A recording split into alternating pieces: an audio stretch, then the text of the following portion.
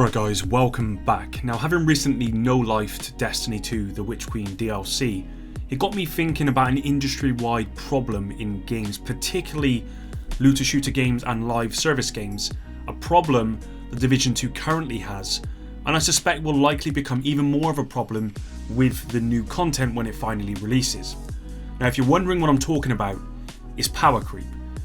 This was an issue Gear 2.0 was meant to address, but as more and more content has got added to the Division 2, and new guns, gear, and all the other stuff, power creep has never really gone away, with the live game being a good example of the power creep problem. So how do Massive fix the issue?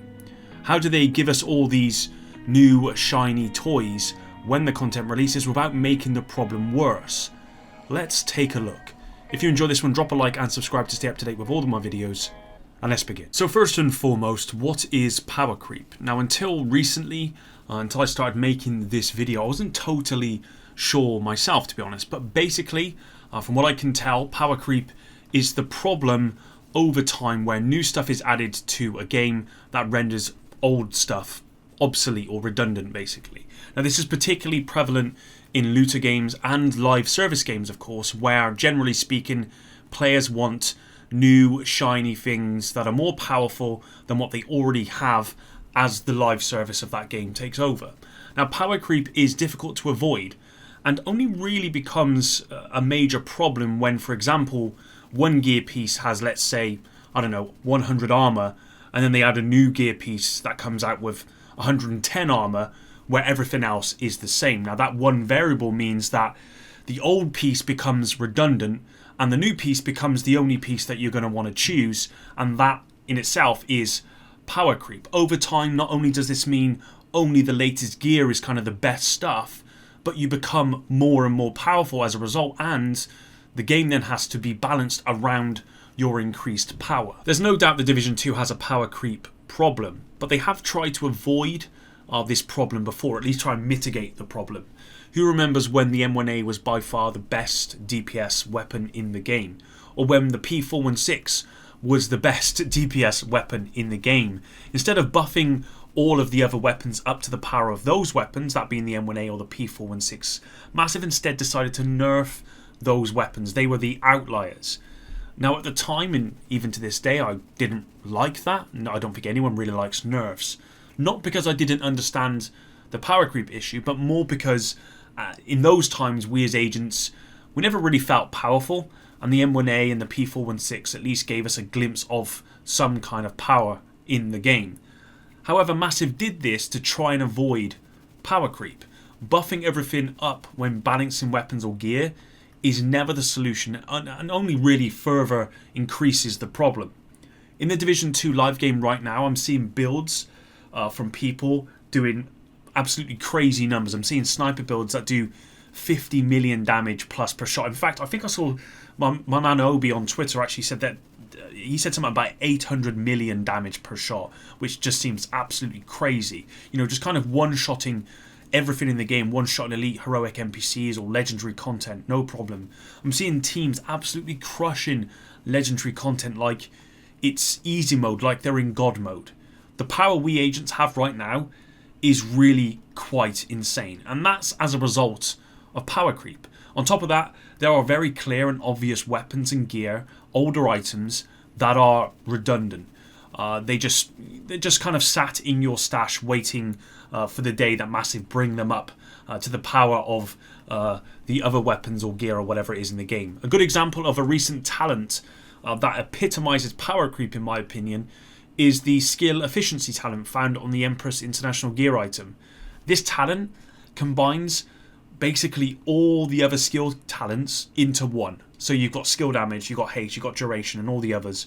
Now, whilst I love this talent for just how powerful it is, Empress, as soon as it went live, basically became a crutch gear brand if you are wanting to extract as much skill power as possible out of a build, making virtually the previous best gear piece redundant. You know, you really kind of have to have skill efficiency if you want the most powerful skill builds out there. Now, fortunately, with the Division 2, there are some very niche builds and ideas that can benefit from most gear items in the game. But it still doesn't change the fact there are some weapons, brand talents and attributes that are straight up better than others, and with the new content coming, Massive cannot make this worse. So how do they avoid that, and how do they fix this? I don't want to pretend that I have all of the answers on how to fix the power creep issue in The Division 2 and also avoid any further power creep issues with the new content, because I'm no developer.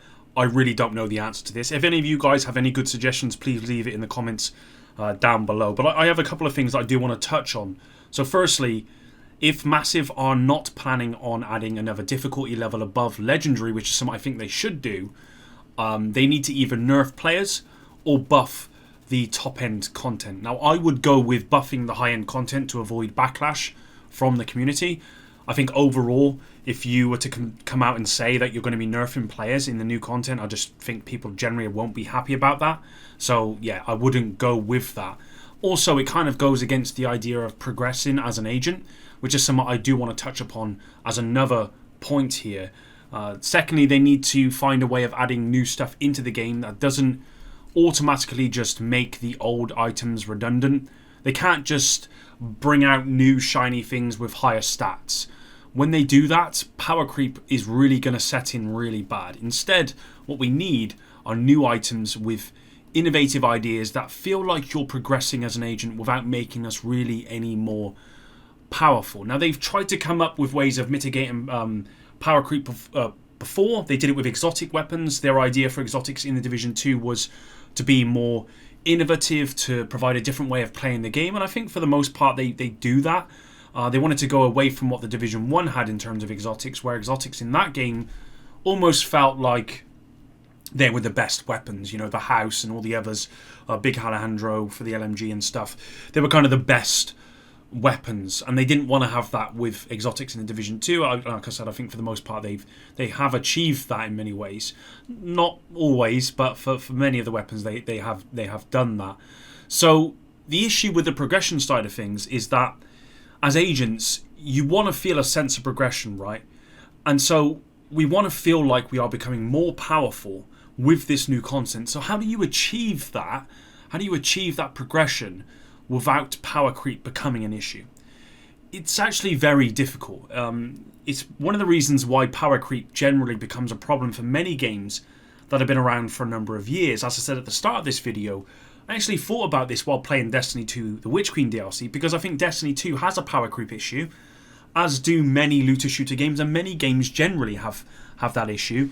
There are a couple of games that manage to balance it pretty well, but I would say that for the most part, if a game's been out for a number of years, power creep does become an issue down the line.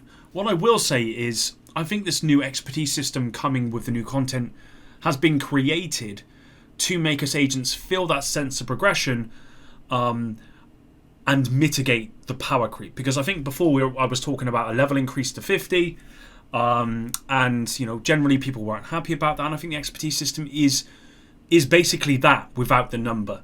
It's a way of progressing as an agent without having that 50 number on it, but also to mitigate power creep. I think the gear, the weapons and the talents, all of that stuff in the live game as of right now, I think they need some significant time in the balancing of them, because right now there are so many items and talents that are just simply redundant. And if this new content comes out and gives us new stuff with higher stats, power creep is really going to be a huge problem. And as I said, I'm no developer, so I really don't know how to fix the power creep issue. I don't know how they can go ahead and mitigate it, but I think the things that I've mentioned here kind of make sense, and I'm sure Massive have thought about this, because Gear 2.0 hasn't really worked in that respect. Gear 2.0 was meant to stop players being able to have insane power and basically do everything by implementing trade-offs. But when I see sniper shots that can delete the most difficult content in the game, just one shot, yeah, it definitely hasn't really worked. I'm sure the devs would have liked it to have done. So yeah, overall, power creep in The Division 2 is an issue as of right now, and it might become an even bigger issue if Massive haven't thought about it as part of their plans for this new content. And so I really hope Massive have thought about that. I hope they, like I said before, I hope they introduce a new difficulty into the game. But I really hope more than anything that they find a way of making sure that, you know, if a talent drops on the floor, you're not just going to delete it straight away. You know, if you're making a skill, just a build that you just want the most skill damage out of, or skill power out of as much as you can, that you don't have to use Empress International. You know, there are alternatives. I don't want it to be, and also more than anything, I don't want them just to give us new stuff with higher stats to make us feel more powerful, and then the cycle of power creep continues. I think right now we're probably the strongest we've ever been in the Division 2 as agents, and I think for a lot of people the content isn't difficult anymore. So hopefully the devs can do something about that. Thanks very much for watching, everyone. Hopefully you did enjoy this one. If you did, as I said at the start, please drop a like and subscribe to stay up to date with all the videos. Make sure the notifications are turned on, and that way you won't miss any of my videos. But that's it. Sticking around to the end, everyone. Until the next one, epic out.